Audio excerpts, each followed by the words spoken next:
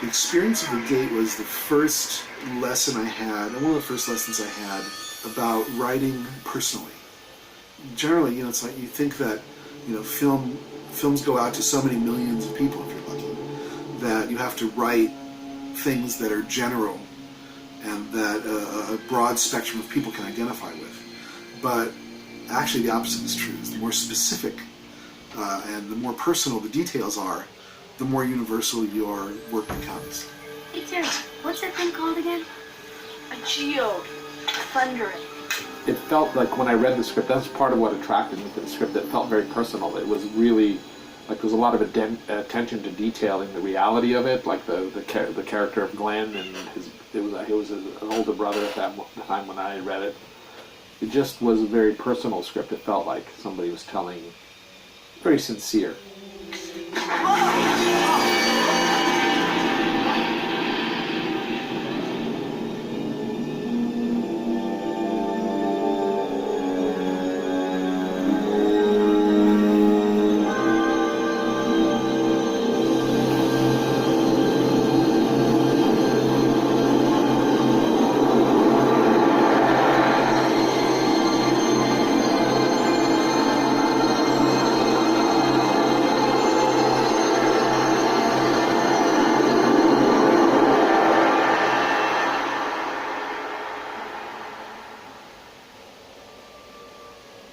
I wrote the gate. Here's where I was in my life. I was so this is 84, 85, and I was 30 years old, and I had just spent a year and a half about to direct a feature in New York as an independent feature, and I worked really hard getting it started and worked on it for months and months and months, and at the last minute the whole thing fell apart.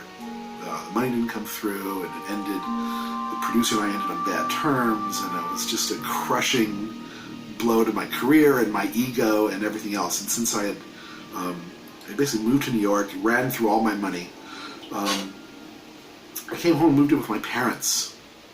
So you can imagine this 30-year-old guy feeling his career is completely over, blaming himself.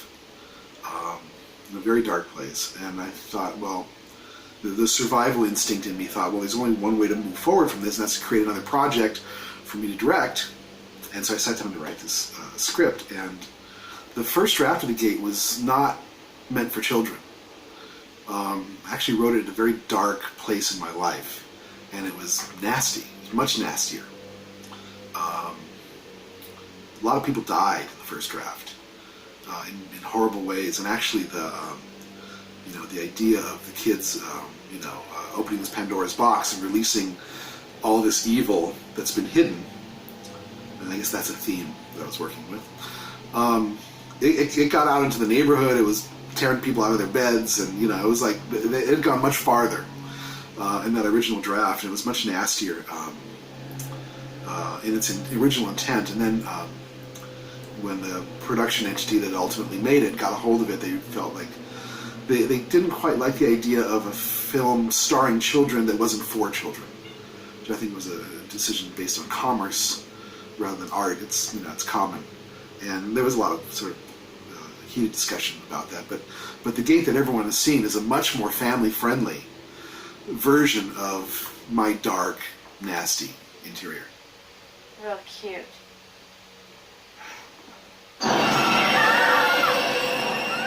I am Glenn, and I had a best friend, Terry, whose name was actually Terry. And we did dig holes to China, and we didn't unleash the gates of hell, but the gardener did fall into one of our holes and sued his father. But all of the the moths, the idea of the levitation, the man in the wall, I mean, all of these are childhood fears that I had. As a matter of fact, my friend Terry is the one who, when I was 4 years old or 5 years old, I moved into my house and I met him, and the first thing he said to me was, your house is haunted. I said, what? He says, well, when they were building it there, these workmen, one of the workmen died, and they just sealed him up inside the wall. He's in there. This is like day one with my relationship with Terry. So all of these things, all of these, once again, hidden dark elements. So it was the perfect venue, I thought, for, sort of purge myself of these feelings that I was having.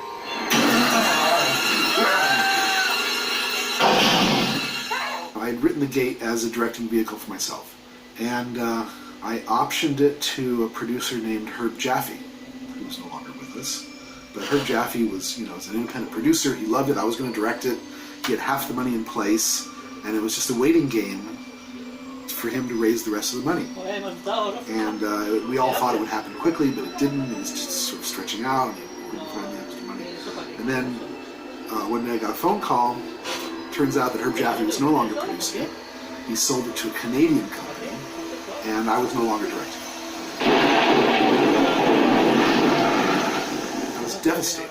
It was like the ultimate good news, bad news phone call. We're making your movie. We're done. Thank you very much. The good news part of it was that the man they selected was Tibor. When I met Michael, I kind of, and we talked about it. We knew the circumstances that we were being put together in, and luckily we got along great. And I always feel that a director should stay close to the source. You could have written the script yourself, or if you're doing somebody else's script, it's very good to get inside the head of the person that wrote that script. If you love the script, and I wanted Michael to be there as much as he could, and because a script, when you're making a movie, it's an evolution. It evolves as you're going, no matter how you look at it. It's constantly morphing, and it's good to stay close to the source, so you don't go too far off the path, and that a lot of the ideas are sort of filtered by both people. Be gone! Be gone! Be gone! Thou art hideous, filth-eating, unspeakable. What are you doing? What's under the door? Hey, did you guys dig in that hole again? This film had no stars in it, so we were able to put out a general casting call, which was kind of very interesting and a lot of fun. And I didn't realize what a blessing that was at that time, where we just picked the best people that we could, and I saw hundreds of kids. We screen tested about 20 kids, 30 kids, and from those screen tests we chose Steven, Krista, and Louis. I think one of the, for any writer, and especially a writer at the beginning of his career, the great moment comes the first day you walk on the set and there's actors saying your lines, and it's astonishing. It's astonishing to me still that people take it seriously enough to spend millions of dollars and shoot. So, that moment, the first day of shooting, which was the scene in Glenn's room. I think it's the scene where they crack open the geode. Well, I couldn't even tell whether it was being done right or whether the camera's in the right place, and all those judgments that you make when we were watching other people's work. I was just, I was just in this, emotional cloud of they're saying my words. I should have written them better. Hello? You've been fired.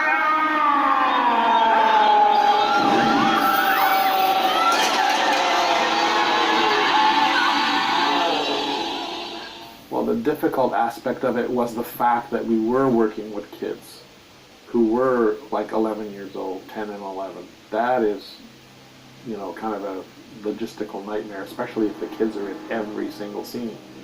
And one aspect of the story that I really liked was that there was almost no adults in the movie. Sort of kind of that Peanuts concept where, I think at one point we were thinking of cutting out all the adults and just having, that kind of thing, where it's all told from the point of view of the kids. So, of course, the kids are going to be in every single scene. And that makes a logistical kind of nightmare, because kids can only work 6-7 hours. And they have to go to school. And so we ended up using a lot of doubles and stand-ins and, faking it. And then the special effects. Kids having to be involved in special effects is also kind of a big headache. I hope this works. Me too. John Kemeny, he was a great producer. He always deferred to me in a way that he would have a suggestion, but then he'd say, Tibor, it's your movie, you can do what you want, but I would suggest this. He never sort of strong-armed or pressured. He had very subtle pressure. But it kind of, I incorporated a few of his suggestions. And also he sort of professed to not be a horror aficionado, but he had a good sense of story. And so he would always check me on things. But he didn't, I felt like I had, maybe it's one of the films where I had the most freedom of all the films I've ever made, actually. It was probably The Gate.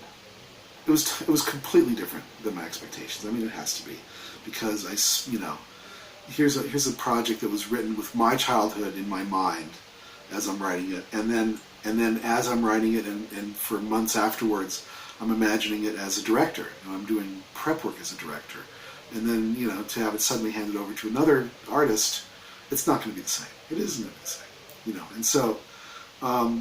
And plus, and added to that was my frustration, not with anything that Tibor did, but with the direction that the production company went in to make it more family friendly, and I felt sort of took the edge off it. Yeah! All right!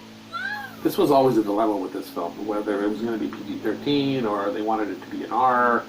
Like, I always felt that some people wanted it to be an R, and it was kind of a dilemma. I always knew that it was going to have to be PG-13 or it wouldn't make any sense. I mean, kids digging a hole in their backyard, like, it's not an adult, it's not Freddy, it's not Friday the 13th, which were other films at the time. It's very much a kid's sort of fairy tale enchanting kind of story. So that was the only sort of maybe discussions that were like, how gory is it? How intense is it? All those kind of things. Those are some of the discussions we had. But they were always deferred to me as a way to, to put my vision across. If there's any kind of quibble I would have with the end result of the movie, is maybe the promotion was maybe geared a little bit too adult-oriented, whereas it should have been more kid-oriented. But who knows? Maybe, the crossover is what makes it work, But I always felt it was a little too, it was competing with like Freddy and Friday the 13th, but it was never intended to do that. It's interesting, the fact that, that's the story of the movie's success, is the fact that it came out the same weekend as Ishtar, and our film was $2.5 million Canadian, was our budget. And Ishtar was, at that time, a very big budget movie. It was $40 million, which of course is nothing now. And we outperformed it in a lot of places. And so after the first weekend, there were 1,000 articles about, the little movie that could, and that all it takes is a good idea.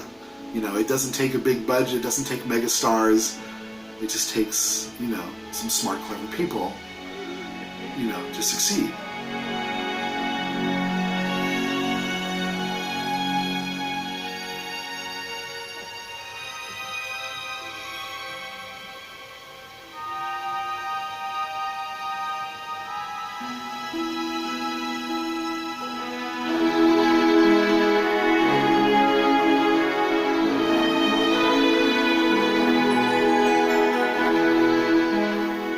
Part of the success of The Gate was the idea that three people with such different personalities could be compatible, and that's really what made The Gate work. And it sort of hooks into your own nostalgia about childhood, and if you're a kid, your experience as a kid. And looking back over 20 years, I mean, it's interesting. The Gate, when you make a film, it has, it affects your life, in a huge way immediately, and then its effect diminishes on you as time goes by, because, God willing, you move on to other projects. Every once in a while, someone will say, "You wrote The Gate?" I'll say, yeah, I did.